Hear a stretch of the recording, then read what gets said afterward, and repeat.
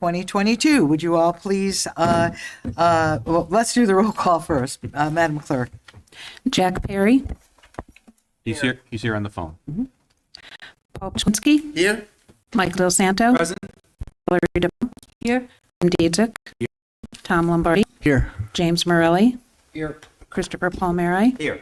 Victoria Triano. And I'm here also. Could we all please stand for the prayer and our flag salute, please? I don't know who has it. Heavenly Father, give us the ability this night to see past what is first apparent and into the very heart of issues that are presented. Keep us open and willing to hear the concerns of the people of this community, and give us the courage to act upon those things which are best for Southington. Amen. Amen. Please join me for the flag salute. I pledge Allegiance to the flag of the United States of America and to the republic for which it stands, one nation, under God, indivisible, with liberty and justice for all. Thank you, everyone. You may be seated.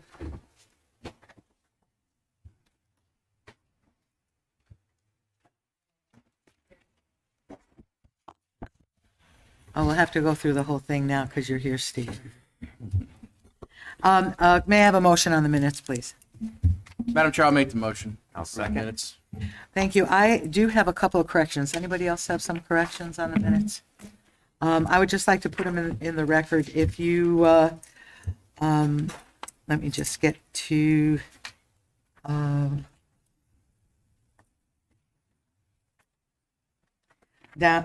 public communication, there, on the, under public communication, the second paragraph, it talks about Melissa Halgren of Birchcrest Drive, and it states that she apologized to Mitchell Oliveira. However, I know that she did also to Val, and so I would like Val's name also to that to make it a little more accurate. The other thing, I think it was so important when we got into our discussion about the town flag that rather than doing a summary of the discussion on that, I would ask that the transcriber do a verbatim minute on the action on modification of seal, town flag, and display of flag ordinances, because I think it was very important that everyone's words are submitted verbatim.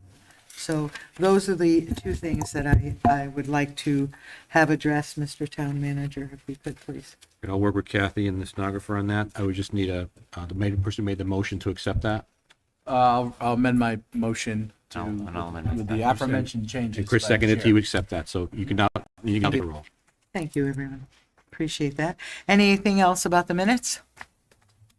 Now that, may we take the vote, please? All those in favor with the amended minutes, signify by saying aye. Aye. Any opposed? Okay, very good. Thank you, everyone. Item 3, councilperson's communication. We have our DOT state project 131-190. Mark, would you just set that up? First of all, I'd like to thank the DOT for being here. I know that this was brought up 2 meetings ago, and it's important. It's a major intersection in Southington, which is our south part of our town going into Cheshire, and this has been on the books. I just learned it goes back to 2008, so it has been on the books longer than even I thought it was. So thank you very much for coming, and if you want to step up, we'll shut the lights off, and thank you, Annette. Please give us your name, please. Yes.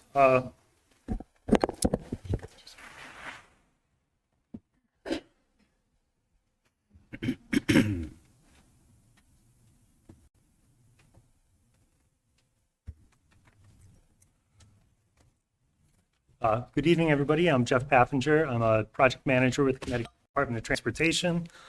And I'm here today to present project 131-190. To you guys here at the council. So the main purpose of the project that I'm going to present here today is the removal of the bridge that's currently carrying Route 10 over Route 322. And then there's some additional improvements occurring at the intersection of Route 322 and Old Turnpike Road, Old Turnpike Road and Route 10. And there's also 2 bridges within the project limits, one that's carrying Route 10 over 10 Mile River and one that's carrying Route 322 over 10 Mile River. which are both going to be replaced under the project. Here's a general overview of the project limits. Route 322 is running east to west across the bottom of the screen. North is up. Route 10 comes down sort of from the northwest to the southeast, connecting with Old Turnpike Road and heading down towards 691 in Cheshire. Old Turnpike Road running north to south, which is a local road, and then this little spur off to the side here, which is Norton Street, which today sort of acts as a de facto on and off ramp for Route 10, with the bridge here carrying it over Route 322. As I mentioned, the overall scope of the project sort of focuses on this intersection right here, which today carries Route 322 or Route 10 over Route 322. We're proposing to remove this bridge and sort of normalize the whole intersection. As I mentioned, Norton Street runs through here today. That's actually going to be removed, which sort of acts as the on-off ramp, and then the new intersection will provide access from people directly from Route 10 to Route 322 with a new signalized intersection. The reason that this project was initiated back in 2008, like was mentioned, is because this bridge is in poor condition. And, not that it's unsafe, but, by removing it, it'll keep our maintenance from people to having to go out there and keep it in good condition. I believe this bridge was built in the 1930s, so it has definitely outlived its useful life. In addition to the intersection improvements, which will include turn lanes in each direction to aid operations, there's also going to be pedestrian accommodations included to both the signal and sidewalks running up both sides to accommodate pedestrian activity where there is really no facilities out there for pedestrians today. The second part of the improvement we're going to be doing is intersection improvements at Old Turnpike Road. We are going to be replacing the signal here. There's not really any operational improvements happening here because we believe that traffic is going to be lessened at this with the improvements that are happening over here, because people coming down Route 10 won't need to get off here to access Route 322. Come down Norton Street. It's finding some additional space between those two intersections as well. So yeah, we'll be replacing the traffic signal here. Again, adding pedestrian infrastructure, which is going to connect sidewalks to the other intersection, as well as, push buttons and walk signals at the new traffic signal. There's also some improved radius that we're providing here. Anybody who drives through there today will see evidence of a lot of trucks tracking over the curb when they're trying to make a couple of these movements. So in order to better accommodate those movements, we're going to be, just widening out a little bit to improve the turning radii for the larger vehicles. Sort of the third improvement that's associated with this project is the realignment of the Old Turnpike Road intersection with Route 10. Currently, this comes straight through here, which makes Old Turnpike Road almost as the through movement. We're going to be changing that so that, Old Turnpike Road is the turn. A new signal is going to be going in, and again, the pedestrian infrastructure that's going to be running up both Route 10 and Old Turnpike Road.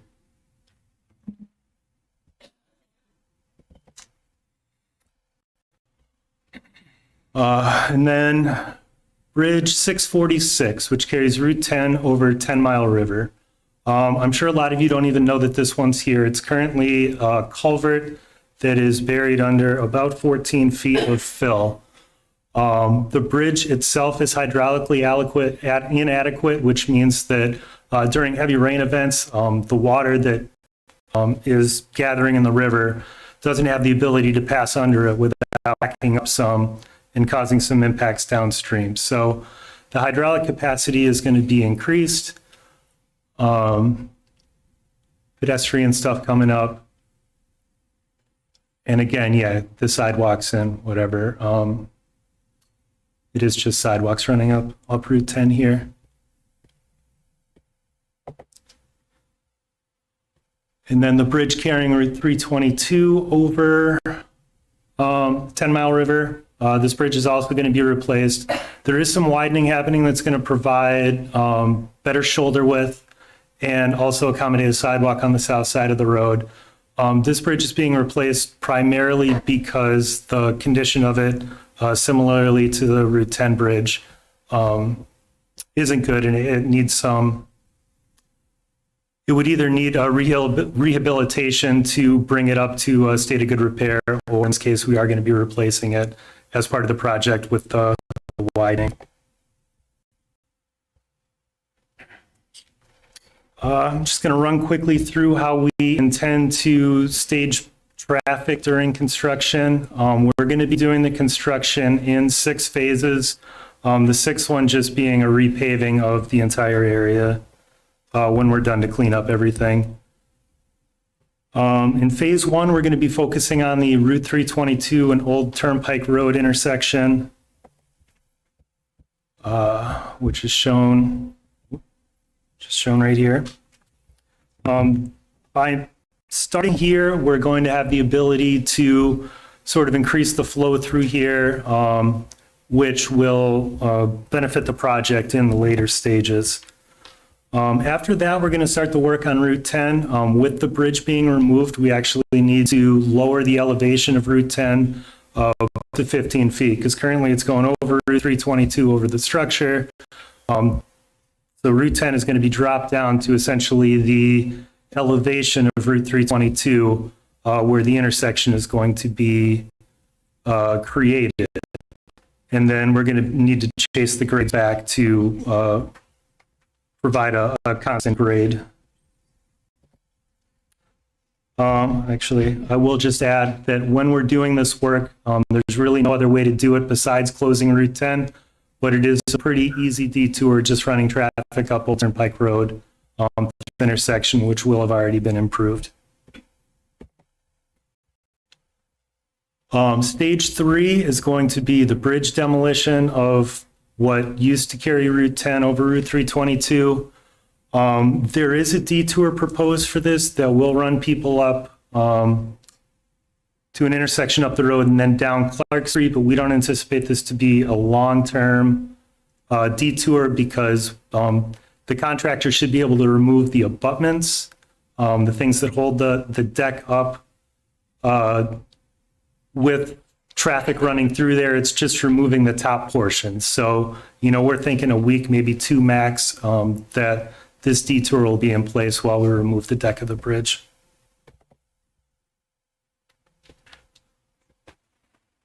The next one is going to be the reconstruction of Route 322 and the Norton Street intersection, which, like I said, is being removed. There's just some grading that needs to be done to blend everything in. Again, there is a detour utilizing Clark Street that is proposed at this time.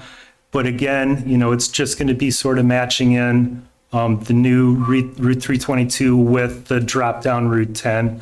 And we don't anticipate this to be a long duration detour as well.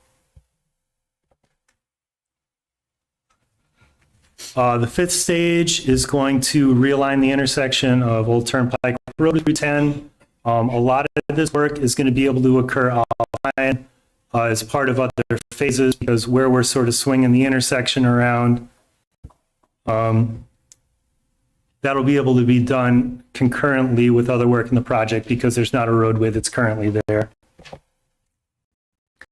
And then the final stage is just putting the top coat of pavement on throughout the entire project limits. The paving is going to start just east of the intersection of Route 3, Old Turnpike Road, and then run a little ways past Route 10. And then all of Route 10 is going to get the final coat as well.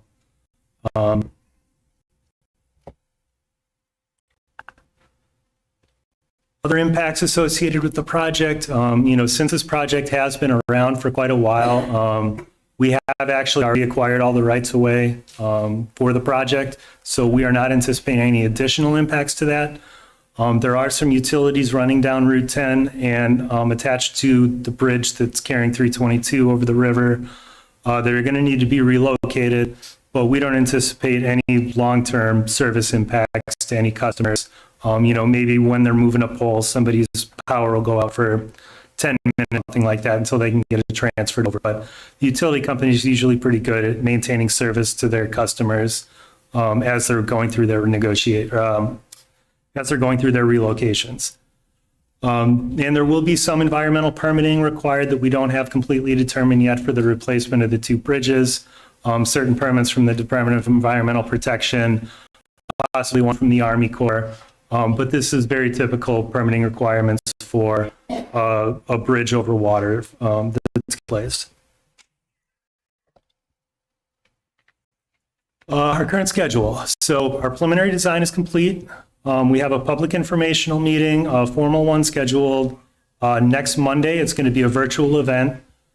Public notices have been sent out. All the abutters have been notified by mail.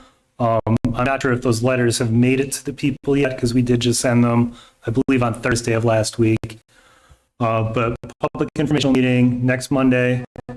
Final design is going to start in the summer. We anticipate having our design complete, the construction plans done next summer, and construction starting in the fall of 2023 or potentially the spring of 2024, depending on how late in the season that ends up running.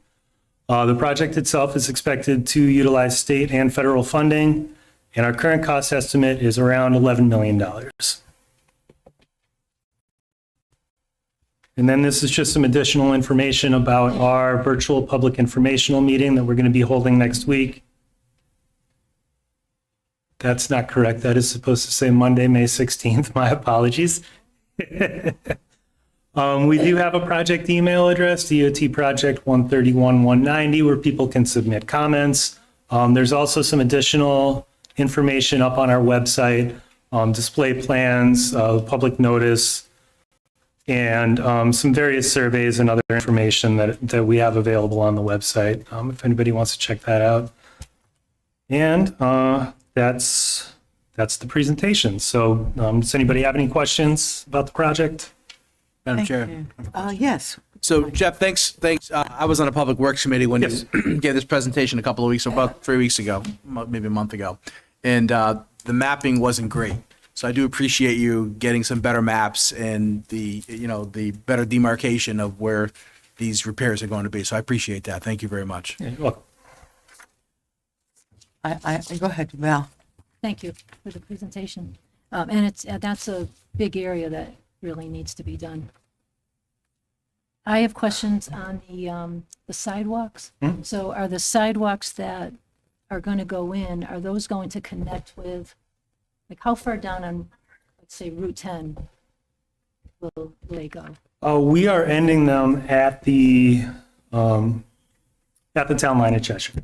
There's nothing to connect them to down there, and they didn't really express any interest in us connecting them down that far. In previous iterations of the project, if they did request that we sent them down further, we would. But within the project limits is what the sidewalk limits are going to be. So as far as we're paving the road is where we're going to extend them to. So wherever you pave the road, that's where the sidewalks will. So even on 322, Yeah. right? Yep. We're running them. Looks like both sides on 322 down past Route 10. That's really good. Thank you. I have a question. The initial first part of this, we're looking at Old Turnpike and 322.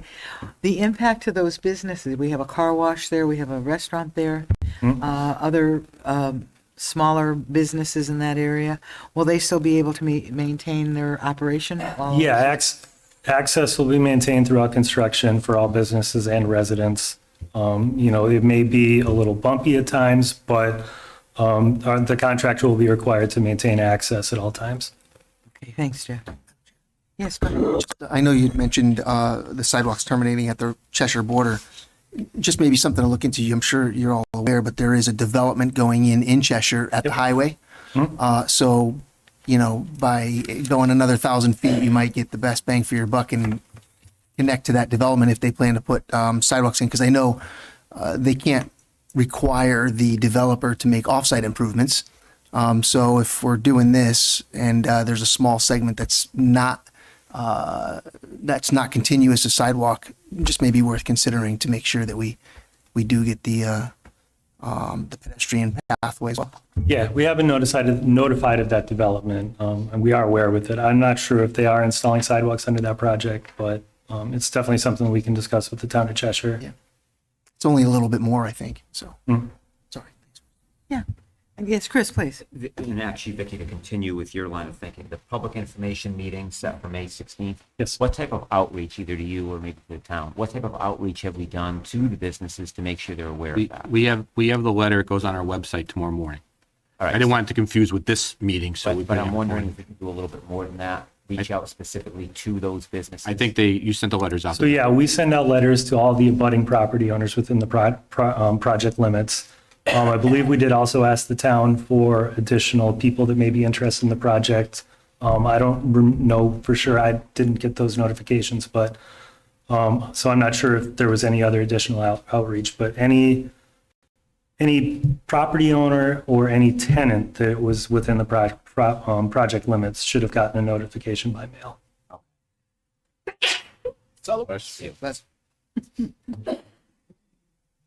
Any other questions? Yes, Jack, go ahead. Thank you. I want to first thank Mark Shoda and Madam Chair for allowing me to mostly participate in tonight's meeting. And sorry I couldn't be there. But I guess I just have a couple quick questions on this project. I just have a lot of concerns by getting rid of the Route 10 overpass. I just don't know if that's going to be in the best interest of our community. And I think, again, making sure that the state is doing what's best for our town is very important to me, as well as the whole community. Mr. Czerplinski mentioned, the new development that's happening in Cheshire. We know that's going to be increased traffic. And, Route 322 is going to have more growth over time. I'm sure we could speak to, our economic developer in that potential. So my concern is, again, everything bottlenecking. I do appreciate you reaching out to all the residents and the business owners in that area because, again, I think they need to know what's going on. But I guess, I just have questions on, what traffic studies have been done and projections on the future growth of that area. And, making sure that, again, us getting rid of that overpass for Route 10, not going to start dumping a lot of traffic on Route 322 and cause everybody, sit in lights. You got the truck stop up the road. So again, when trucks are 80,000 pounds coming down, that road I think is a 45 mile an hour road. Just concerned once you start seeing all these traffic lights. And again, I just want to make sure it's being as safe as possible and everything's being looked at. So, to answer that, we have done several traffic analyses in the area using, traffic counts that are projected for growth into the future. And, quite honestly, these growth projections rarely come to fruition. But, we still do project, I think we use 0.5% in an urban area year over year to project our traffic volumes into the future. I think a couple of the benefits with removing that bridge and creating the at-grade intersection is it's going to completely remove that intersection of Route 322 with Norton Street, which my understanding, the sight lines aren't great looking to the west from there because the current bridge sort of blocks people's view turning out of there. So in addition to eliminating that Norton Street connection, which will reduce traffic in front of the few houses that are currently on that. I think this is also going to decrease traffic some on Old Turnpike Road because people won't need to use that in order to get from Route 10 to Route 322. We have done extensive traffic analyses on this. Everything is going to work. The two signals, the one at Route 10 and 322 and the one at Route 322 and Old Turnpike Road are going to essentially talk to each other. They will be coordinated. And every traffic analysis we've done has shown that this is going to work out well in the final condition. Madam Chair? Yes, please. Just to confirm, Jeff, can you talk about the level of service at those two lights? We have two existing lights. So it's Route 10 and 320. No, that's not existing. It's Route 10 and Norton up by the highway. So there's a light there, and then there's a light down on 322 today. Will the level of service on be adversely affected? Will they go down at all? Those two intersections, so I don't have that exact data in front of me, but we're not anticipating to make anything worse at those two intersections. And the one at Old Turnpike Road and 322 should actually get better because there's going to be so many fewer left turns at that intersection for vehicles coming from 691 that want to turn onto Route 322. But I apologize, I don't have that data at my fingertips. And Madam Chair, I think we all know that intersection has been notorious over the years for accidents. yes. So to hear that there's going to be a level of service potential improvement, no worse, I think is a great thing. Anyone else? Jeff, thank you for your time. We appreciate it. We look forward to the open meeting. And we'll see if there's other concerns that come up at that meeting, which will be very important. So thank you so much. Thank you. Very good. Councilperson's communication. Does anyone have any councilman's communication? Anybody? Yes, Chris. I have a couple items. It's okay.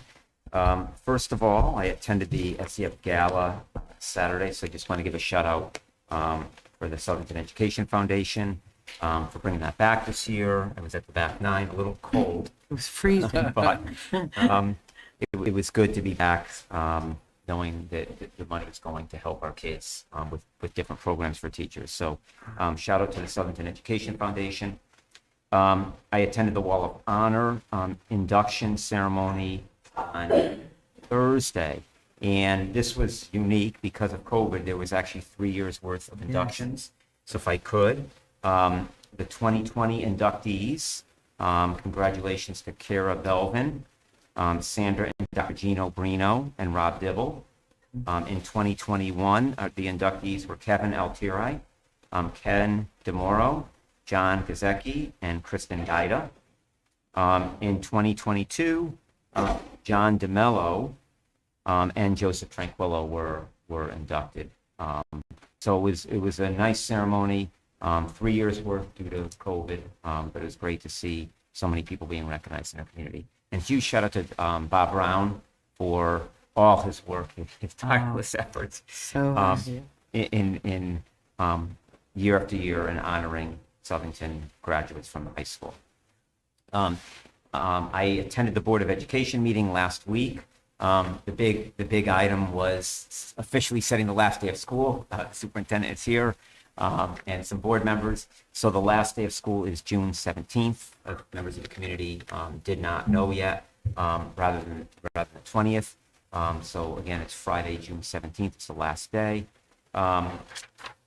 Councilman Poulos always used to do this, so he's no longer here. So I just want to give a shout out.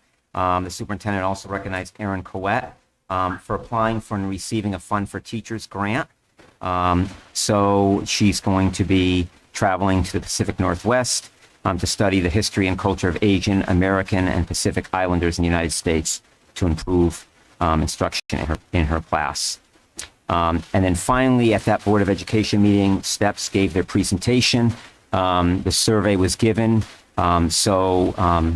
Megan Albanese and Deputy Chief Palmieri gave a presentation with the findings of the STEPS survey, and that will be shared out with the community if any community members are interested on Saturday, June 4th from 9 to 11 a.m. at the Calendar House.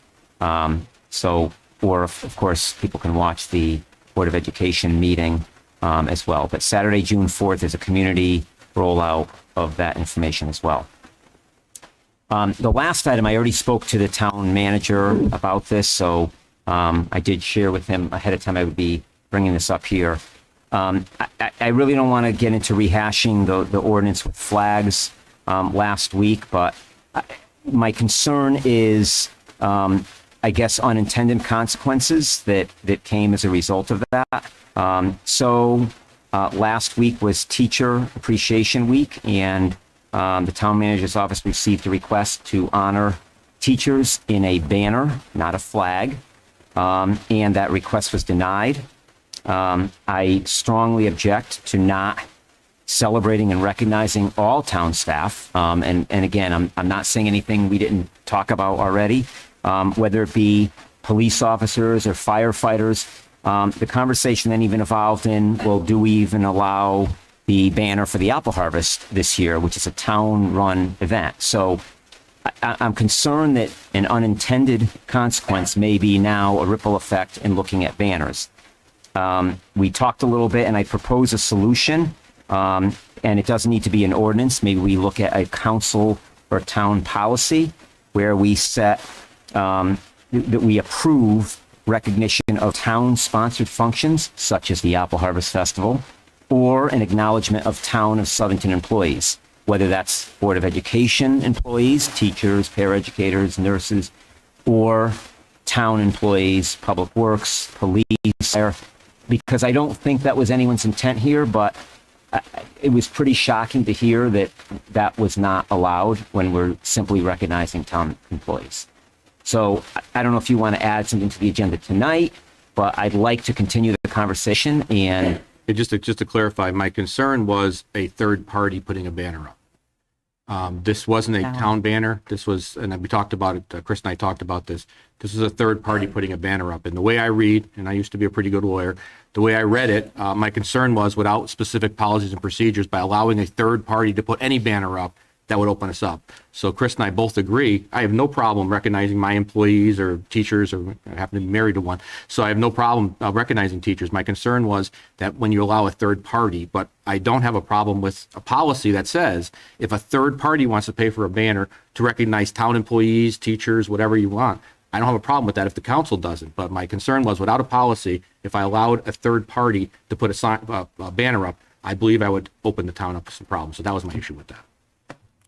which we agree with the policy, which is what we suggested. Anyway, I don't want to rehash that, but so I'd like to suggest maybe, again, I don't know if we want to add it to the agenda tonight, but it does, talking to the manager, it does not require an ordinance, so it could be a policy enacted by the council. That would be fine. I'm not prepared tonight I would rather have us all have an opportunity to think about it, how we want it worded and then what we want to do, rather than putting it on for a motion tonight. And that's fine, as long as can it be on the next agenda then? Let us talk about it. I'm not opposed necessarily to it. I just want to be able to hear other people who haven't spoken this evening. That's all.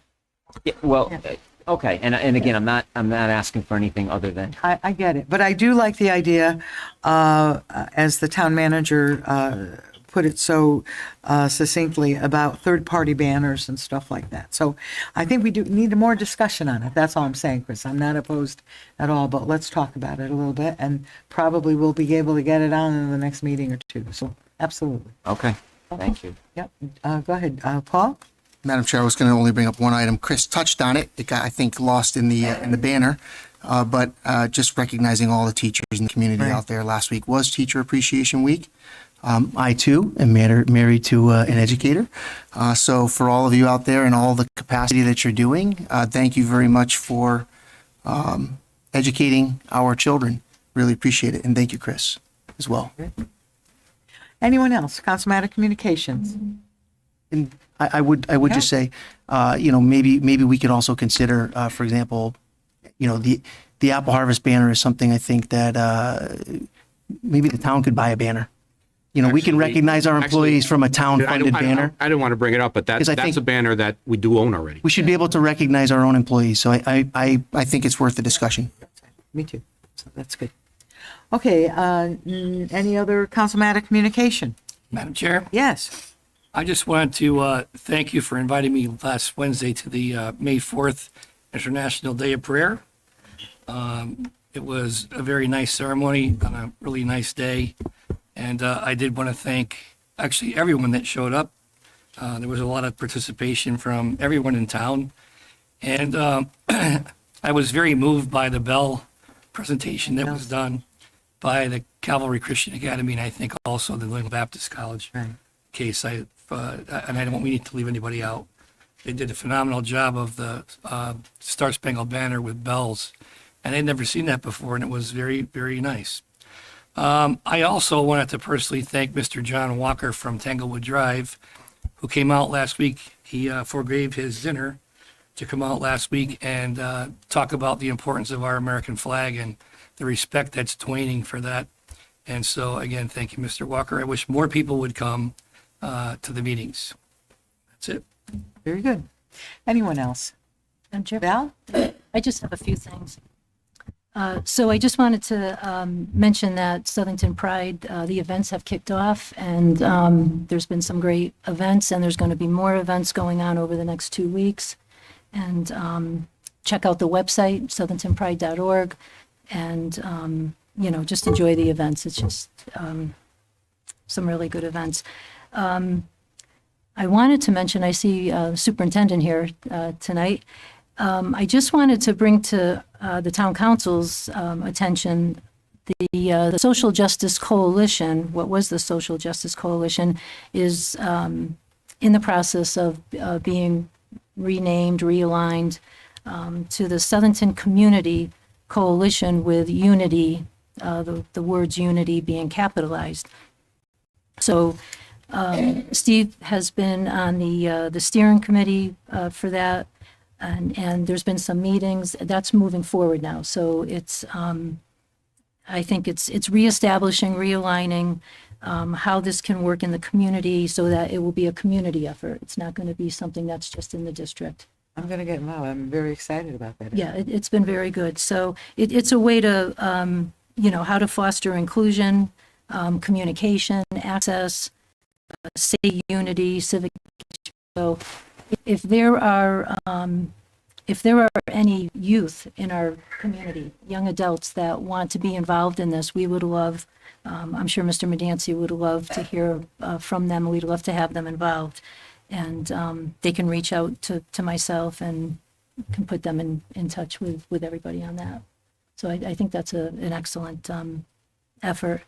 I wanted to bring up the survey. I'm glad Councilor Palmieri brought that up. Can we have Megan and Bill come to maybe the Yeah, next meeting? I've already spoken with them. I've suggested perhaps the first meeting in June so that they would be able to make a formal presentation to the council. So that's what I'm looking at. So yeah, very much. Okay, that would be great to have that.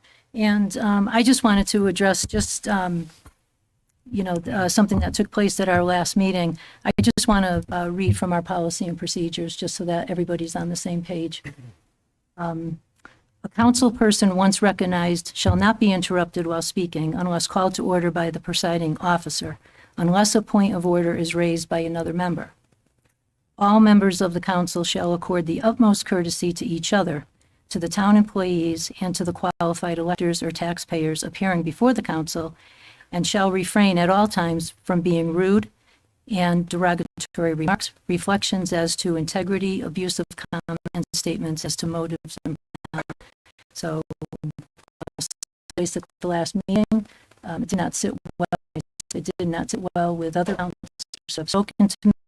It did not sit well with community members who reached out to me in text messages, calls, to see that council person is being treated that way on the dais. So I just hope that we can rein that in. Anybody else? Hearing none other, let's move on right now. Action on all of the budgets. Item A is the Board of Education. Do I have a Chair? Yes, Bill. Just want to read it verbatim. Madam Chair, I'd make a motion to approve $104,418,146 of the Board of Education operating budget for the fiscal year 2022 through 2023. I'll second that, Madam Chair. Very good. I have a motion and a second. It's open for discussion. Any discussion on the matter? Yes, Chris? I've discussed this. We have some concerns with that figure, which is the exact dollar amount presented or approved by the Board of Finance, which was a reduction of $500,000 from the Board of Education approved budget. I want to point out that the budget adopted by the Board of Education of that total budget, which includes no new personnel, no new projects, no new programs, no new equipment. And within that budget, salaries represent 63.46%, benefits is 18.56%, which is negotiated, and there's no wiggle room really with those amounts, which accounts to 82.02% of the total budget. When you add in purchase services of 14.35%, that equates to 96.37, percent of the overall budget. Again, coming off a pandemic, knowing when we think about our namesake, the City of Progress, we're trying to, thank you, move forward with, sorry, I gotta like take a tickle or minute. something in my throat. Sure. We're trying to move forward with our budget, and to know that we've reduced it even further, even though the superintendent presented it with no new personnel or projects or equipment, is troubling to us. So I'd ask that we maybe reconsider the motion and maybe look to restore some money that was cut by the Board of Finance. Is there any further discussion on that? I'm sure I'm confused because the chairperson of the Board of Ed is sitting in the audience here today, and I believe she came to the last meeting or the meeting before, and in the minutes, the recommendation from the Board of Education chair at that time was to pass the budget as approved by the Board of Finance. I put the trust in the Board of Finance that they did their due diligence. That the Board of Ed chair recommended passing it when she came here in person, so I would stand with that. Any other? Madam Chair, can- Yeah? So Now? I understand that point. And, but you know, the budget that the Board of Ed put forward came out with a 9-0 unanimous vote out of the Board of Ed. So I think you don't see that too often, that a Board of Ed chair will come to a town council meeting and say, approve the budget that was now cut. So I just want to point that out. And I also think there was concern about possibly cutting more because the council in the past has reduced the amount approved by the Board of Finance even further. So I think there was concern there. Again, we heard, I attended all the workshops leading up to the budget adoption from the Board of Education. And again, 0 personnel, 0 projects, 0 programs, 0 equipment upgrades this year. So that's the concern. Sorry. What- Yeah, go ahead. The other point that was made at the Board of Finance level is, looking at the town as a whole, if we're going to look at cutting items in the Board of Education budget, did we look at the town side as well? And we actually have some items potentially that we could reduce to maybe offset some of the dollars if we would consider adding them back to the Board of Education. We did look at some of that in the town of Southington budget to possibly offset the cut proposed from the Board of Finance and the Board of Ed budget. Anybody else? Madam Chair? Yes, go ahead, Jack. Hey, thank you. So I agree with that. Our teachers do a phenomenal job, and originally, I get what Paul's saying with the chair being at the meeting and saying that she supports that. But again, originally, it came out from the Board of Ed that they needed these funds, and now we're cutting it back.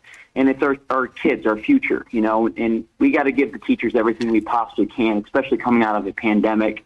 We have COVID relief funds that I'm not happy with how they've been spent and used on some aspects.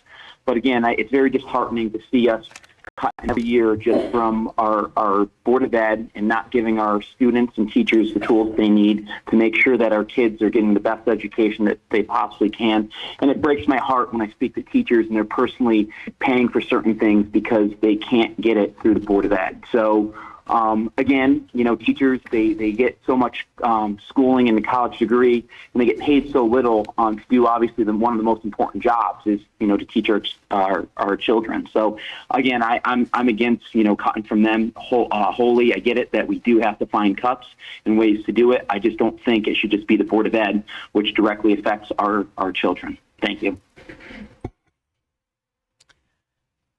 Is there anyone else? I just want to say in respect for our superintendent of schools, we could get into this down and dirty, and I'm not going to do that. I feel comfortable passing the budget the way it was brought out of the Board of Finance, and I look forward to working with the superintendent as well as the chairman of the Board of Education in the future. I know that there are discussions about meeting with members of the Finance Board in a more regular way, and I think that's great. So hearing none else, I'm going to ask to please call the roll, please. The motion before it is to approve as presented. Is that correct? Right. The actual wording. The actual wording. That Councilman Dezak already said. Dezak. He already said it, so that's Yep, fine. perfect. Thank you. Let's call the roll. Perry, No. Chaplinsky, Yes. Del Santo. Yes. DiPaolo, No? Dezak, Yes. Lombardi, Yes. Morelli, Yes. Palmieri, No. Triano. I say yes. Passes. The second item, item B, is our general government Madam fund. Chair, if I may. Yes, please. For consistency purposes, I ask that the council remove the recreation budget from the government budget so it can be voted on separately. Very good. We are removing the recreation budget. Do we need to do that with a motion? Motion. You need a Yeah. motion. May I have a Madam motion? Chair, I'll make that motion. Thank you so much. Second, Is Madam there a Chair. second? Second? Thank you, Val. Just discussion, so in full transparency, I asked the town manager, he had already done it, but because I work seasonally for the recreation department, as you know, I do not vote on that budget. That's why the request was made to withdraw it. Do you have to recuse yourself from the Yeah, I'm not dais? going to vote. You can sit there, So, though. Madam Chair, I'll make the motion to approve $372,968 for the Recreation Department budget for fiscal year 2022-2023. Second. Any further discussion? Hearing none, let's call the roll, please, Madam Clerk. Perry, Chaplinsky, Yes. Del Santo, Yes. DiPaolo, Yes? Dezak, Yes. Lombardi, Yes. Morelli, Yes. Palmieri, Abstain. Triano. Yes. Thank you. Now we'll take the general government. Madam Chair, I'll make a motion to approve $57,937,227 for the general government budget, not including recreation, for the fiscal year 2022-2023. Do I have a second? Second, that, Madam. Do we have discussion? Madam Chair? Yes. Sure. Yeah.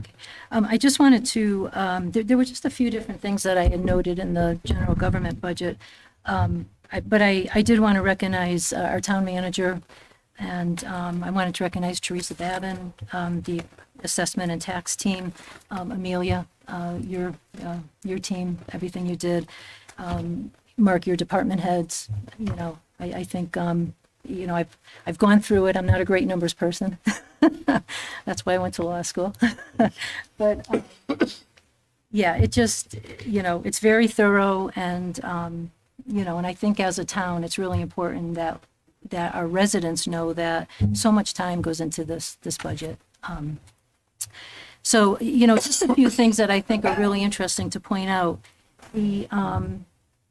I thought it's interesting that we've had a kind of, over the last 2 years, there's been a continuation of little commercial and industrial completion, development completion. And I think that's something that's going to be very interesting as we're moving forward. Obviously, it's probably from the pandemic. But, we hope that that's going to turn around, because that's businesses, and that can be coming into town. And the other thing that directly impacts is the personal property tax that our town can take in. So, I see in there too that Teresa had talked about a personal property audit. Correct. Is that, what does that entail, Mark? We were going to do it several years ago, but because of the pandemic, I did not want to put any more stress on our businesses that we have. But most towns do an audit. What we do is every year we send out a document to all the businesses. They fill it out, and then we see it. No one double checks it or anything. Most towns do audits. We have not done that. So we felt that in 2018 or 19, we were going to start doing this process, that we actually audit, not every one of them, but we pick an audit and we check to double check to make sure that the information we're receiving is correct. So we haven't done one since when? Since I've been manager, we have not done one. I don't believe we've done it before that either. So this is a separate company that comes in and does this for us. So you're going to see that some items were left off on the declarations that are going to be picked up with an audit. Right. I think that's just really interesting, you know, that whole, you know, with the personal property tax. I think the other thing we have to be aware of is that, as Mr. Leary had pointed out, the motor vehicle grand list increase to, you know, of 25% is just really unprecedented. And it's also going to be very interesting to see where that goes. So you know, we have a budget here, and there's a lot of variables. There's a lot going on coming out of the pandemic. Some of these things that we haven't seen in a while. You know, just things to keep our eye on. I just wanted to point that out. And Mark, I just had a couple questions. The Economic Development Commission budget and the Calendar House, those seem to have decreases. Yeah, the Just wanted to kind of- economic development, we decreased because we're carrying over funds that aren't used this year, so we didn't need them into next year's budget. And Calendar House was decreased because, remember, we combined our directorships. So therefore, the director of the Calendar House, which is a standalone position, is going to be incorporated now into Mr. LaPre, who's going to be combined in those positions. So our delta savings was quite substantial by eliminating a supervising position. Right, so Dave now is handling, he's Director of Well, Recreation. not until the budget's approved by you, but he'll be directing over the Recreation Division, Youth Services, and Calendar House. And Senior Services, okay. And he'll have a new title after the budget is approved and the mill rate set and everything like that. Right, okay, all right, thank you. Madam Chair. Yes. No, we won't. I just wanted to make a couple comments. You know, I think it's important to realize the budgets that we're passing tonight are roughly 3.4% increase, town government side, roughly. Just under 3.5 The budgets, both the budgets together, I believe, are 2.6, 2.8, somewhere in there. increased spending. And I think are you sure it's 2.6, Mark? It's, you're talking about the town and the BOE together? Separately, what are they I separately? think the town is 2.6. You have it in front of you. It's 2.8. 2.8? And 3.6. Okay, so 2.8 and 3.6. 3.8 and 3.6. That's what I meant, yeah. That's what I was So I was right, yeah. 3.8 and 3.6. So we're talking mid to upper 3%, which is, this is an increase, a percent increase in spending over the previous years. So I want to make sure that it's clear that we're not cutting budgets. We're not cutting spending, I should say. We are passing along 3.5 to 3.75 increase in spending. And, you know, thankfully, as Val had mentioned, we do have a strong income flow, but that is, you know, questionable in the next couple budget year cycles.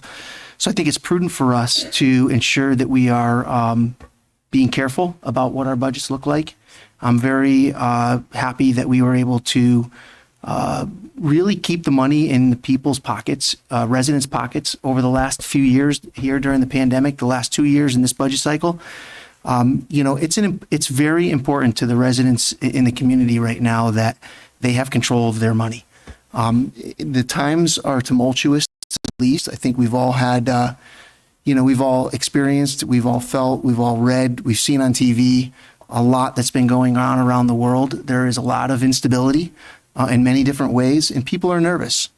And I thank everybody up here for being brave enough to put, you know, what I would consider responsible spending, because you know, we're still funding what we need to fund, but also being mindful that in the coming years, what we do now as a base budget will impact what happens next year in the year after, when we see what the chairperson Larry had came last time, when we see maybe a little bit of a pullback in some of the income that's going on out there, that's going to put strain on our budgets in the next couple of years. So everybody should know that.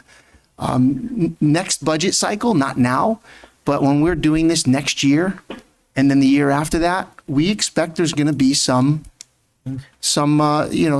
difficult discussions. We're going to have to manage through rough waters, and those are rough waters that are everybody's dealing with those, not just us. And so I thank everybody up here for being brave enough to have the foresight, and I thank the Board of Education, Town Government, the Board of Finance for really looking hard and really digging deep to figure out what's going to put us in the best position now to ensure that we're funding what we need to fund this year and a little bit more, but then also that we're not getting ourselves into significant trouble next year, because next year, we could be looking, 4, 5, it could be less. We have to manage through this. And if we don't manage it, it's going to manage us. And I think that, we're all doing the responsible thing here by ensuring that we're putting the best foot forward. I really do appreciate the projections and what the Board of Finance is looking at for us and trying to keep the health of the town strong. Thank you, Madam Thank Chair. you, Paul. I was going to say something about that as well, that we've been able to maintain our budgets for the last 3 years. Even, when Chris was on, he worked very hard to keep the budget as tight as he could do, and we've been very successful in it. And so it really is a whole council that worked so hard on this. And there is no guarantee.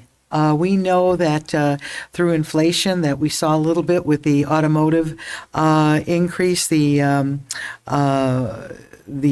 income from automotives for some reason. Even Chairman Leary isn't sure why or how that happened. But going further, we have to be careful, just like we as individuals have to be careful of our own finances. We up on this dais have to be very careful what we fund, how we fund it, and making sure that we get what we funded. And so it is going to be tight in the next few years. I am quite pleased that we are able tonight to fund the amount that the Board of Finance has given us. And so I am very happy with the way we have worked in the past and going forward this year. And whatever it is next year or the year after, we will handle it in the best way we can. And so we just want to make sure that folks realize that, that there's going to be, we've already been told that it's going to be a little bit more trying in the next couple of years. So we need to be very cautious this year going forward. Chris, you had your hand up. Yes, I have a couple things. I'll try to be really quick and succinct with them, just some observations. First of all, just to tag along with what Val was saying, Amelia, I don't know what we're going to do next year. This is your last official budget. We've talked about a tough couple years. Last year, Sherry Dinello's done the Board of Ed budget so long. Jen fortunately was there to step into her shoes. So hopefully we'll find someone that can take over. But Amelia, this is your last budget, so thank you for everything you've done for the town over the years.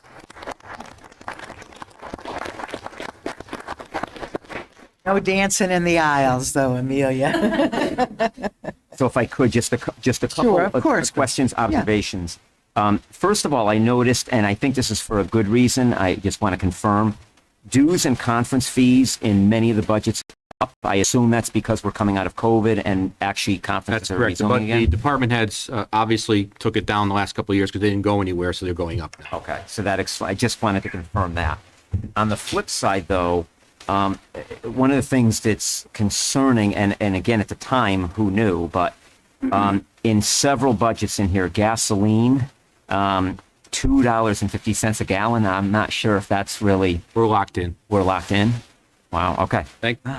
We're locked in for 2 years. That's boy. Did we pick a if good Amelia and I year. are remembered for anything tonight, it'll be we locked in your gasoline and your diesel for 2 years. All right. So we don't.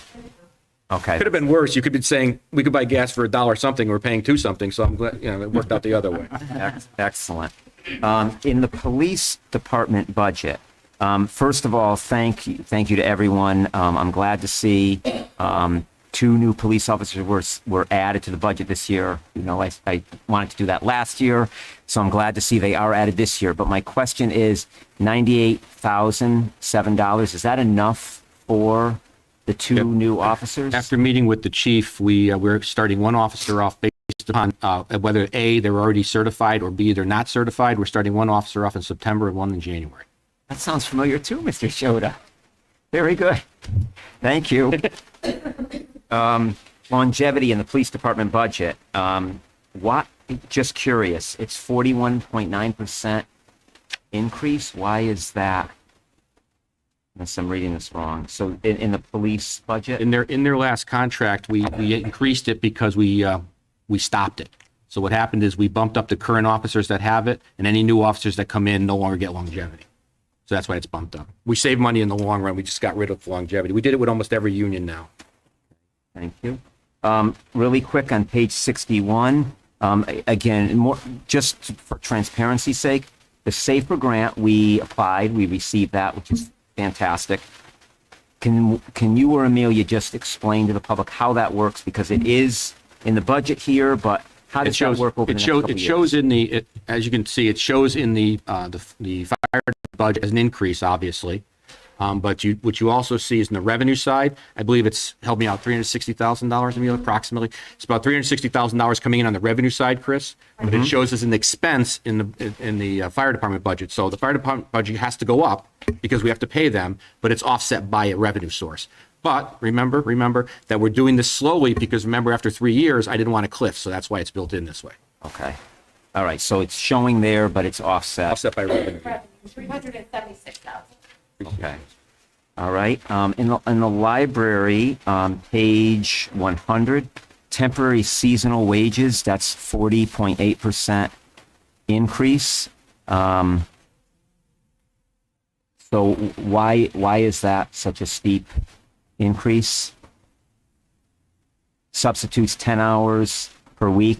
It says 10,000. I think if I remember correctly, because they were closed last 2 budgets ago, we shut them down, so therefore they have to bring them back now. If you remember, yeah, we're coming off of COVID. You're going to see little blips like that when coming off of COVID. When we didn't use the money, I didn't keep it in the budget, obviously, I took it out of the budget. That makes sense. Just to share, Councilwoman DePaulo's mention economic development. Of all the budgets in the town, that's the one I'd like to see increase because that is the potential to bring revenue back into the town. Right, we're rolling over. So there's money right now that's not being used. So we're rolling it over into next year. So there's no sense double billing for it. So we already have the money. The taxpayers already paid the money in this year's budget, and we're going to carry it over into next year's budget to use for the same similar source. Okay. And then finally, to end with the capital budget. So again, I mentioned before we had talked about potentially restoring some money to the Board of Education budget, but we did look to see, well, is there anything potentially where there could be savings? And Vicky actually mentioned similar, thinking about wants versus needs. So within the capital budget, just, barns, carriage house improvement. One item, Chris, that affects the budget, and that's the 23 money. That's $500,000 for the roads, road widening improvements. That's the only number that affects the budget. But there's 2023 Board of Finance. There's carriage house, highway mechanical bay Yeah, improvement. you'll see next to that, that's going to say fund balance. That money comes out of the fund balance. It's not operational budget. One-time expense. So there's money, there's 4 different categories. There's bonds, Yeah. which you're going to see for the, obviously the fields and the roof. Then you're going to see 22 money, which is budget reallocation money, which will take place in the next 2 Board of Finance cycles. Then there's cash 23. That's the only thing that's taxpayer money in this budget, and that's $500,000 for road widening and improvements, which goes along with the money we have to do our roads. 'Cause remember, we have a $4 million, or excuse me, a $10 million bond that we got from the taxpayers 3 years ago. But before we do that, we have to actually get the roads prepared for that. That's what that money's for. The town government side, we don't use our rollover money from last year on budget items. So it's not in the budget, it's in the one-time They're one-time improvements. capital expenses. Right. And even with that, I'm just wondering, because of the strategic plan, the master plan we received from the fire department, I noticed we have in here improvements and renovations. I'm wondering if it's best to, just take a big picture look at what we're doing for the department, because again, we just received, the whole council just received those plans. So, there may be a better utilization for some of the funds based on the needs identified that we all just heard and we're digesting. So There are three items in there that we combined. Those are coming out of the fund balance also for the fire department. There's no engine in it this year. The engine is, I believe, coming next year's budget.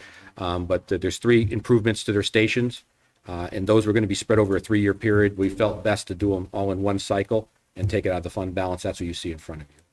And that was also, the chief was asked that question again, and he certified that that's still important to them. All set, Chris? Great. Anybody else? So, yes, Jack. So I got a quick question. I guess this may be for the town attorney as well. So I do the one contracted dumpster, obviously that bid that went out several years ago for the highway department. Should that be removed like Chris's thing and voted on separately so that I have no conflicts? So I can't give a conflict of interest opinion. I can't give a conflict of interest opinion on the floor. It would go to you personally. But if the town manager believes that that could be carved out, I'd highly recommend it. Yeah, would that be possible, Mark, to Madam Chair, that portion? I recommend, since there is an issue, I wasn't aware of it, but now that I am, then I think it's actually a good idea that we separate the, Amelia, I'm gonna need you for this one, because you're gonna have to give us a number. Be the highway parks. So I need a number from highway parks.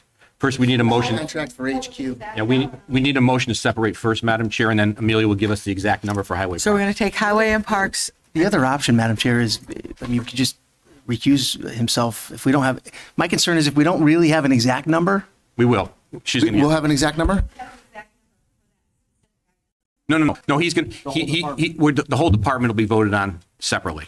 Okay. Just like we did for recreation, okay? Okay, so then the whole department then. So, yeah, that's fine. All right. That's fine then. We need a So, motion Yeah, I first. think that would be best. okay, could I have a motion to, Which, okay, wait a minute, we need the amount. I'm see the sorry. No, calculator. your motion to separate. Well, you can do a motion to separate without Okay, the number. Go so ahead. may I have a motion to separate the highway and parks from the general government budget? I'll make that motion, Madam Chair. to Thank you. Do separate. I have a second? I will second the motion to separate the highway and parks to ensure that the contract that Jack has with HQ is not in conflict. Thank you. All those in favor? Aye. Any opposed?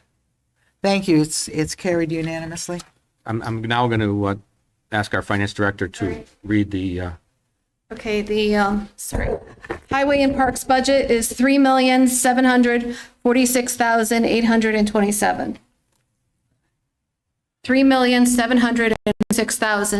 $3,746,827. Amelia, I'm sorry. I'm also need you to subtract that now from Yes, I the general know. budgets for their next vote, okay? Let me just So of course, this would be, now you can You do. do that in your head? That's why I bring my finance director here. So we're going to wait on that number. No, you could take the vote on the highway parks now if you wish. Oh, okay. May I have a motion, please, for the highway and parks department, please? Madam Chair, I'll put forth the motion for the Highway and Parks Department for the fiscal year 22-23 in the amount of $3,746,827. Thank you. Do I have a second? Second, Madam Chair. I have a second from Mike. All those in favor signify by saying aye. I need a roll call on that. Okay, excuse me. Roll call, please, Madam Clerk. Perry abstains. Chaplinsky, Yes. Del Santo, Yes. DiPaolo, Yes. Diedrich, Yes. Lombardi, Yes. Morelli, Yes. Palmieri. yes. Triano. Yes, thank you, everybody. I apologize to whoever made the motion for the general government. They're going to have to amend their number to what Amelia's going to tell us in 1 second. Yep. Amelia, double check it 3 times. 4 times. What was the number on that? Right here. I just want to do Yeah, anyone. 57, 937. I'd take my shoes and socks off for this one. Minus 37, 6, Fingers and toes. 54.9. Let's try this. There you go.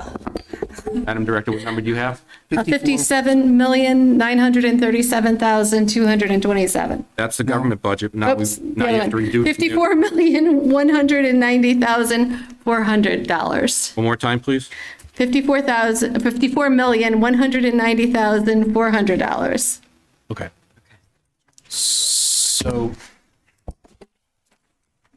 So now I need to, Madam Chair, if I Yes. may, I need to amend my motion Yes. to change the number to 54,000,001. Oh, I better read it verbatim. Sorry. Cross my T's and dot my I's. Motion to approve $54,190,400 for the general government budget, not including Parks and Highway, for the fiscal year 2022. And And recreation. recreation. I'm sorry, and recreation. Yep. For the fiscal year 2022, 2023. Do I have a second? Second. Thank you, Paul. Okay, could you call the roll, please, Madam Clerk? Any further discussion? Yes. Comment a little bit again on that. Again, just re-echoing my concerns that, again, we're cutting from one side of the town government and not the other. Again, I'm not in favor of that. I do, echo the same concerns that Councilman Chaplinski has, that our town is heading towards a financial fiscal cliff of some sort. Again, COVID has obviously, there's some pros and cons. We got some money from the federal government, which helped us with some of our capital stuff that we're trying to get done in our community. But at the same time, look at the increased revenues that we got. It's about 25% roughly for the car taxes because car values are up. My concern is that next year we're going to run into a bigger problem if car values go back to where they're supposed to be. We'll have reduced revenues there. And like I told Mr. Larry at the last meeting, or mentioned at the last meeting, is that, he's saying, 4.5%, 5%, increase of the mill next year.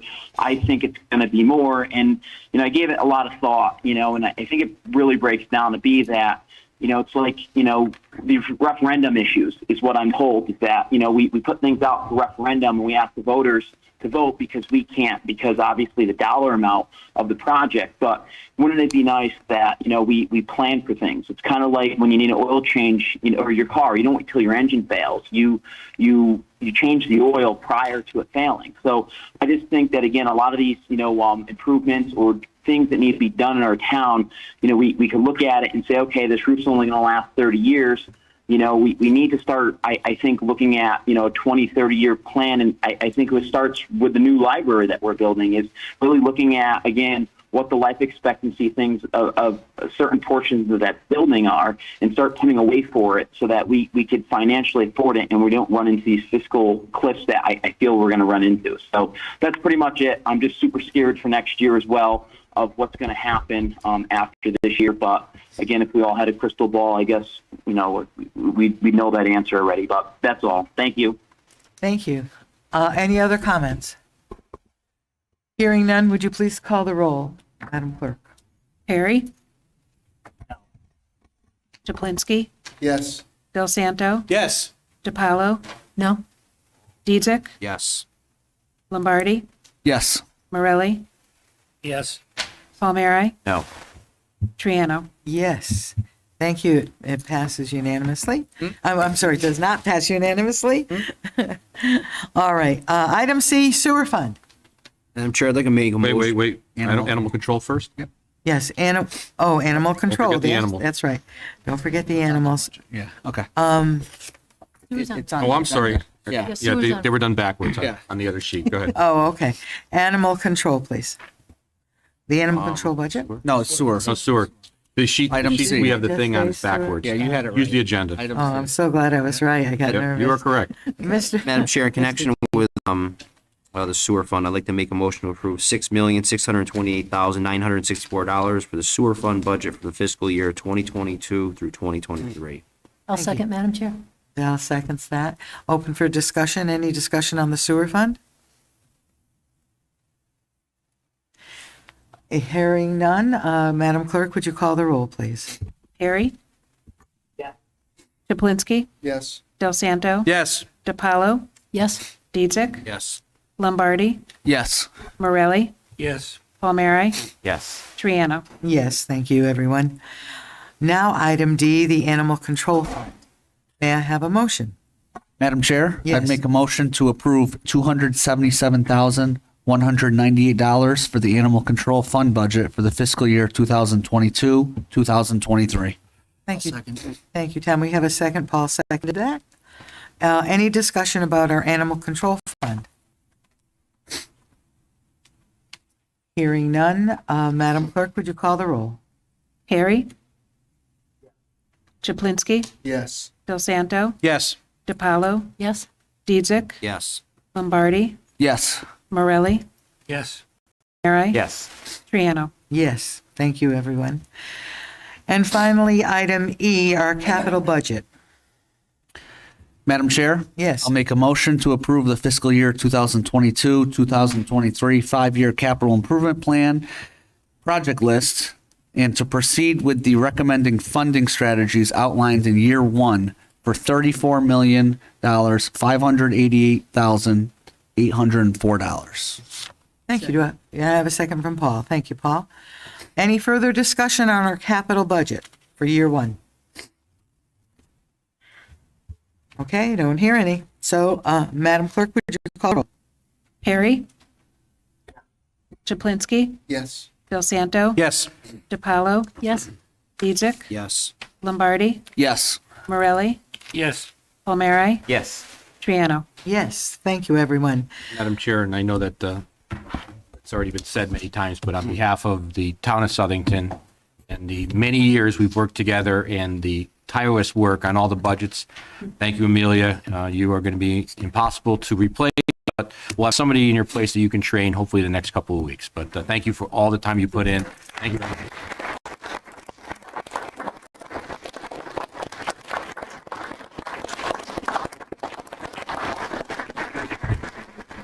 Well done. Here we go. Are you gonna miss it? Yes, I've enjoyed it. Same here. Well, we'll put you on a, we'll put you on mind. Paul. It's not too late.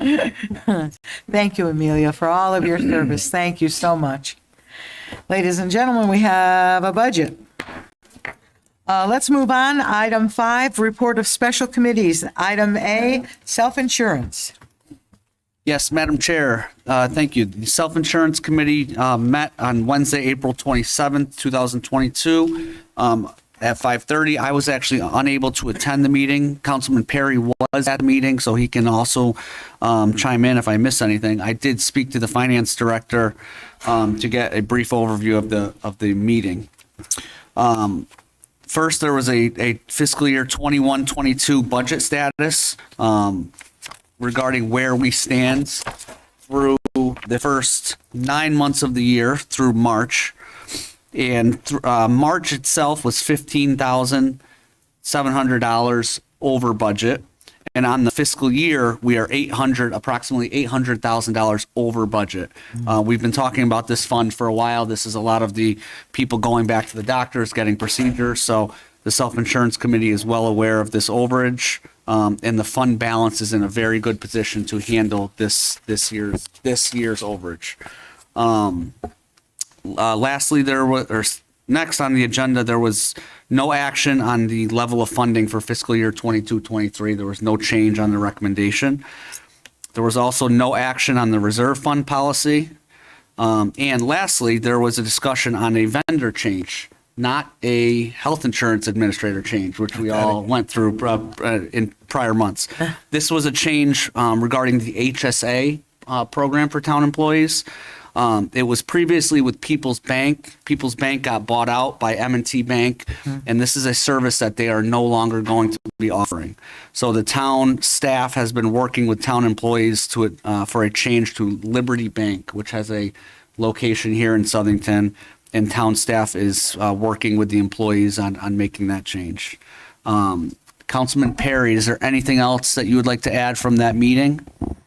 Yeah, I just want to recognize town staff for working with all the other town staff to get that changeover for the HSA over to Liberty Bank. You know, they told us how quick they got it done, and you know how they were trying to make it seamless. You know, the transition as seamless as possible. So just want to recognize that all the town staff, those affected that had to move from People's Bank, as well as town staff that made it all happen. Because again, it's all behind the scenes stuff that I don't think anybody realizes how much time and effort goes into things like that. So thank you. Right. Extra work.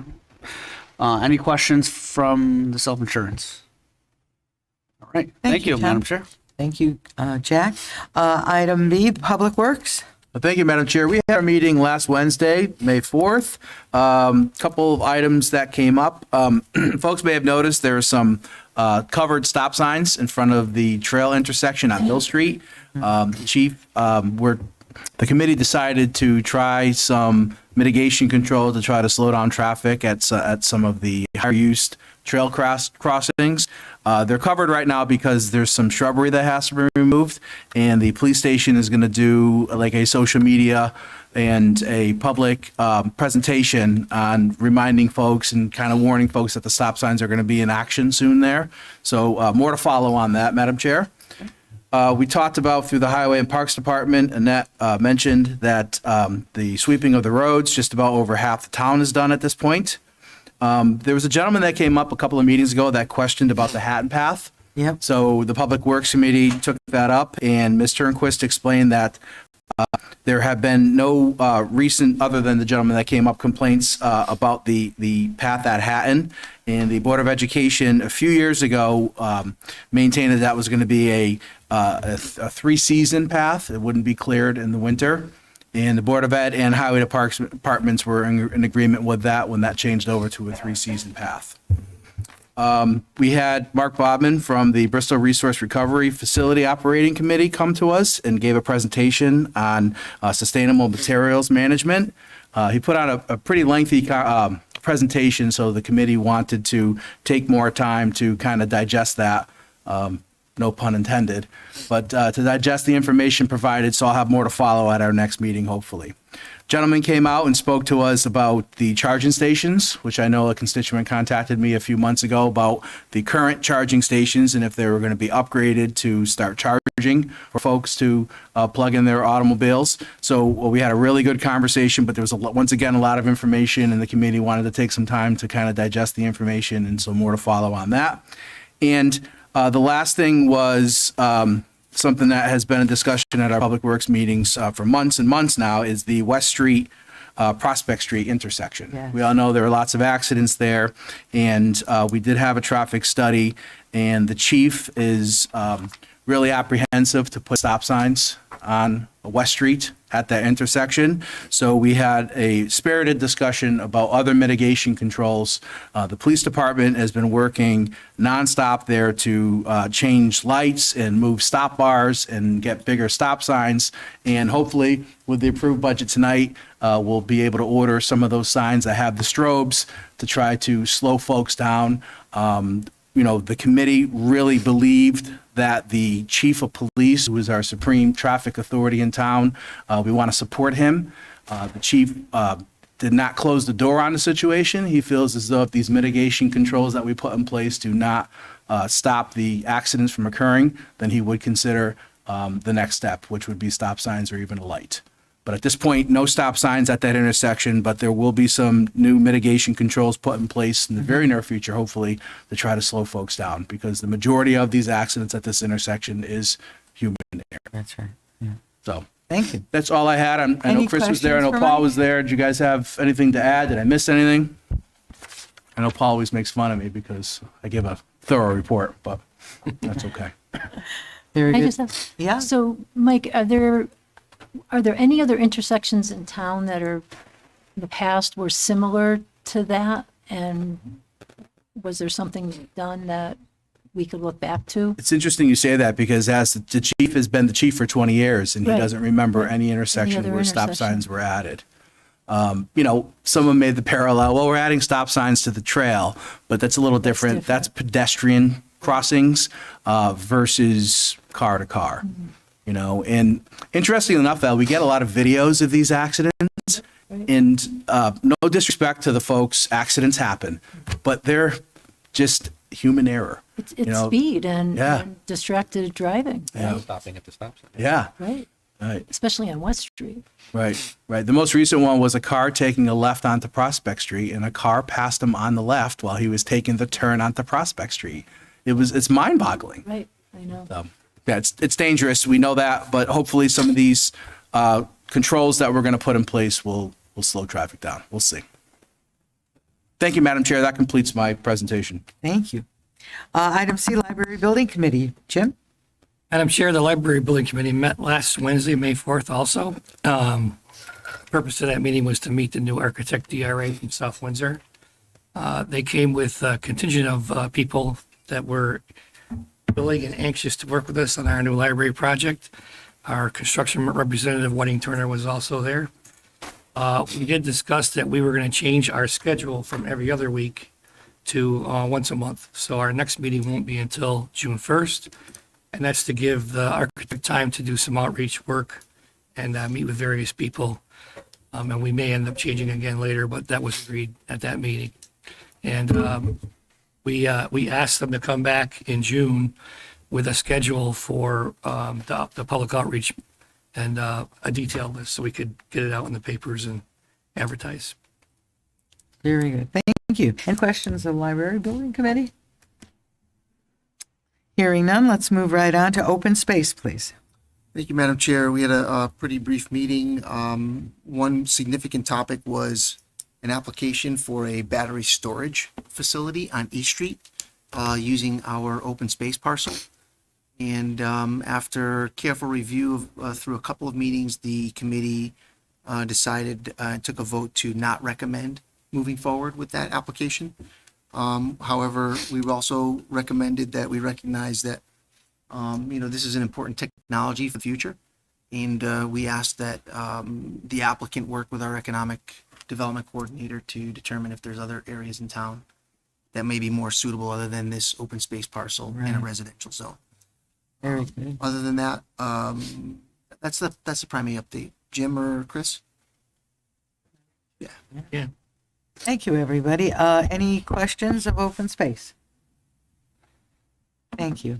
Let's move on. Town Manager's Report. Thank you, Madam Chair, and thank you all for the budget. Obviously, the superintendent and I work on these budgets starting in November and December, and they turn into kind of like our children. And we shepherd them through the whole thing, and we appreciate all the work the Board of Finance and certainly all the work this board did. And on behalf of the people of Southington, thank you for the approval of both those budgets. Madam Chair, this is just a reminder, Tom Hennick from the Freedom of Information Commission is going to be in this room on the 25th of May at 6:30. I know that a lot of people want to attend, so what we did is we set up live streaming. So therefore, if you cannot make it and you want to watch it from your home, it'll be live streamed.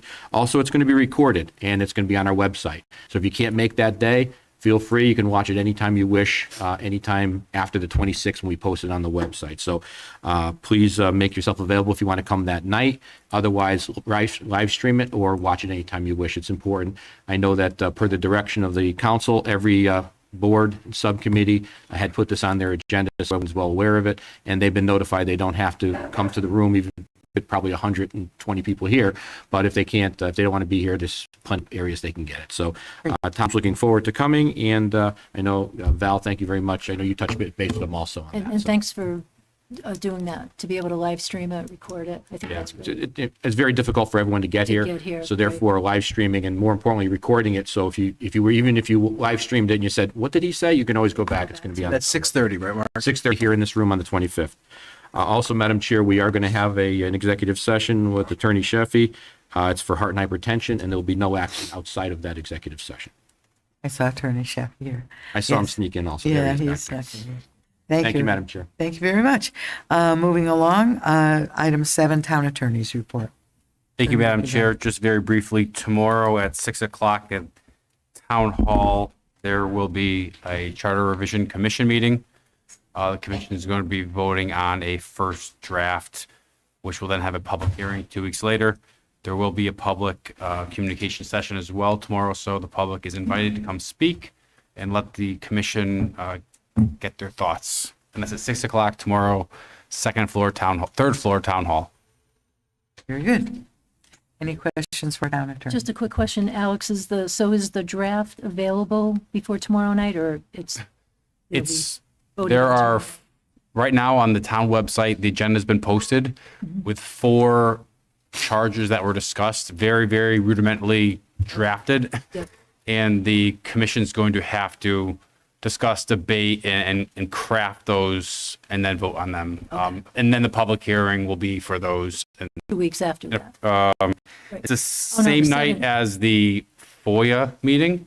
So Okay, I put on the agenda to possibly reschedule that meeting, so more to come.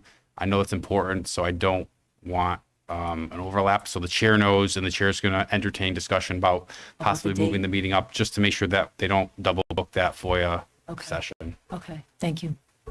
Very good. Any other questions for our town's attorney? Thank you, Alex, very much.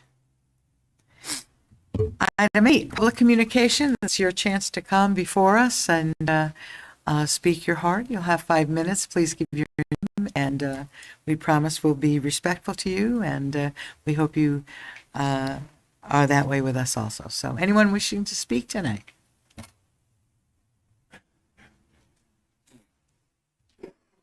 Hi, Rich. Bad allergy season. Okay. Richard Cooper, 79 Barbara Lane, Plantsville. Let's see, I'm trying to organize. All right, I'll just start. I just want to say that I am vehemently opposed to the Board of Ed terms being extended to 4 years from 2 years.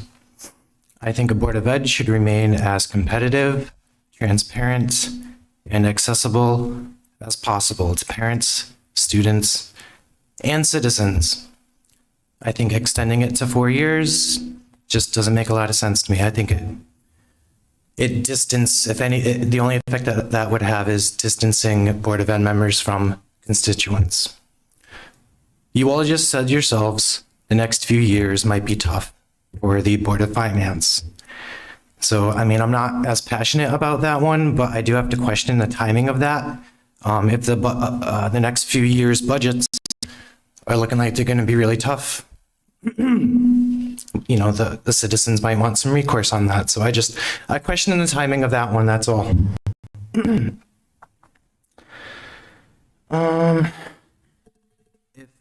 If you have not done so already, I encourage all of you to watch the last Board of Education meeting on YouTube or whatever, so you can hear the student from Southington High School that spoke. She gave a really good speech about what prosperity is, why it's important, and she also touched upon a little bit about why social programs are important. So I would encourage all of you to go check that out if you have not seen it already or heard it for yourselves.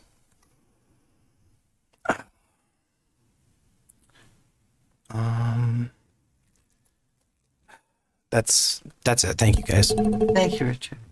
Anyone else wanting to speak, please come.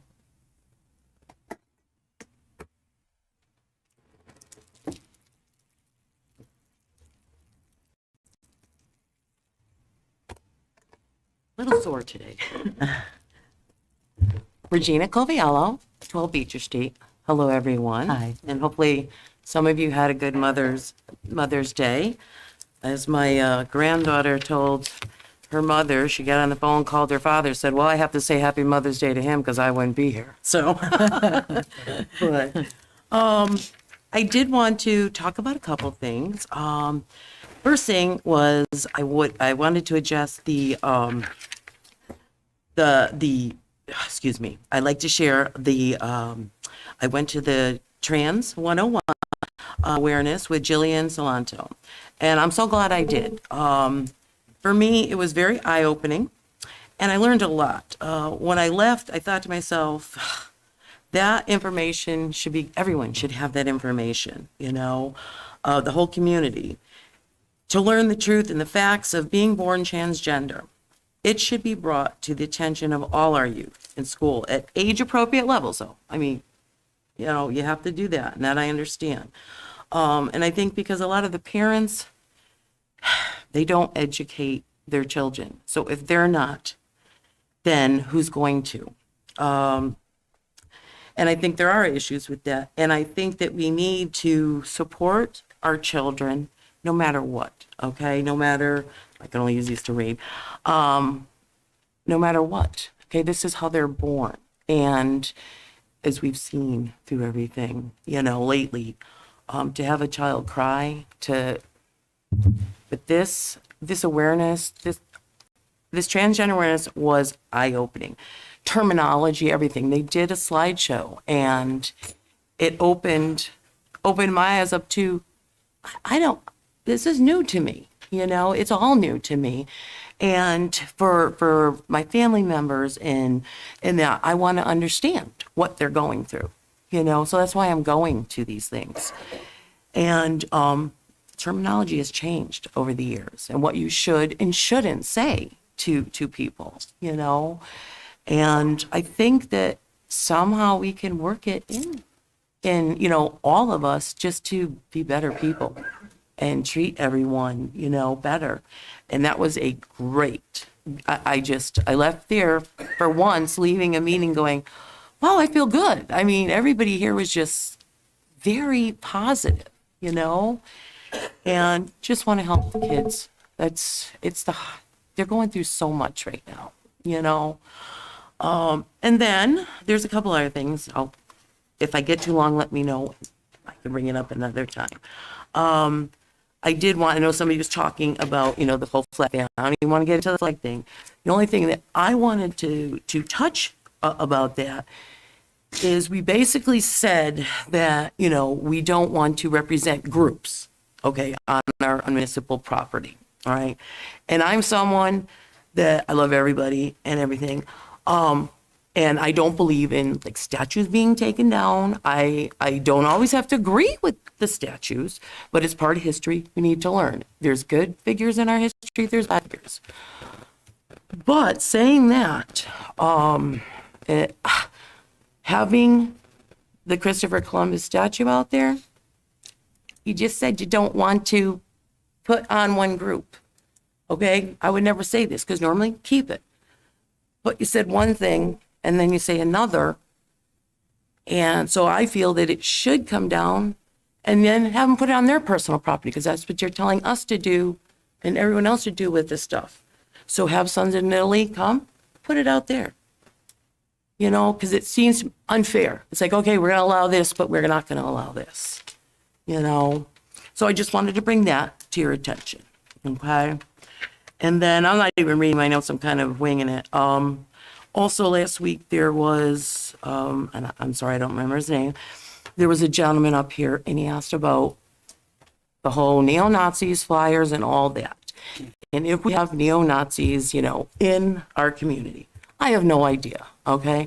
I don't know, but I do know that there has always been an issue in the past. Anyone who has lived, I was born and raised here.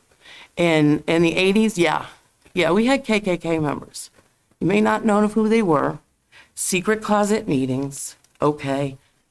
Here and there you'd find out. If you were, you know, working in your local bars or establishments, then you knew who they were. So if there could be members still here. I don't know. But bottom line for all these things, what I'm trying to get across is we got to get rid of hate in this town. And I'm hoping more citizens get together and talk and get rid of the hate and positive, because otherwise the town, I mean, what are our kids going to live like in this town? You know, born and raised here, and I love the town. But I'm looking lately and I'm watching it like instead of going forward, and it's not just here, it's everywhere.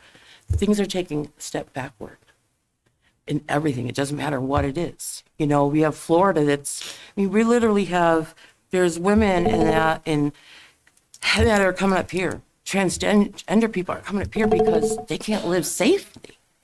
You know? I don't know if you heard your buzzer, but it went off. Oh, okay. Well, thank you. But thank you so much for Okay, coming I just out. want everyone to get along. Thank you. Okay? Very good. Thank you so much.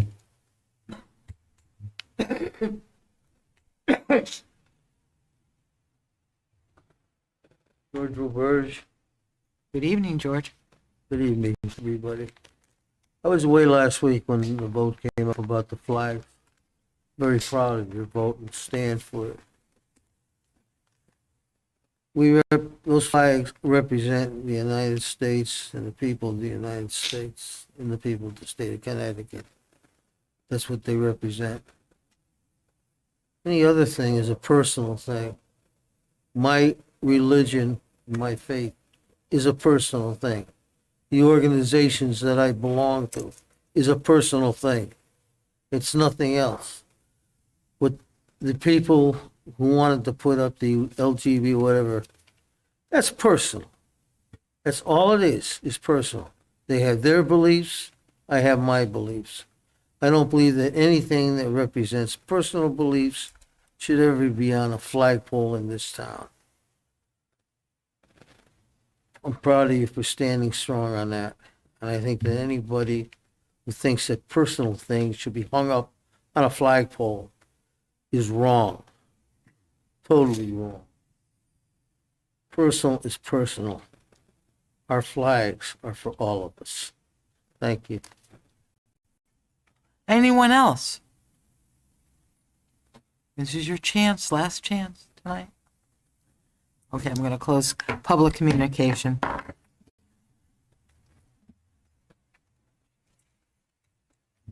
Old business. Any old business? No old business. No old business. Let's go on to new business tax refunds. Madam Chair? Yes. Again, I just wanted to thank everyone for allowing me. I didn't explain it properly earlier, but I'm away at a business convention, so I appreciate this option. Again, it was a very important meeting, but with that being said, I'd like to make a motion to approve the tax refunds that were presented to us in our packet. I have a second. Any discussion?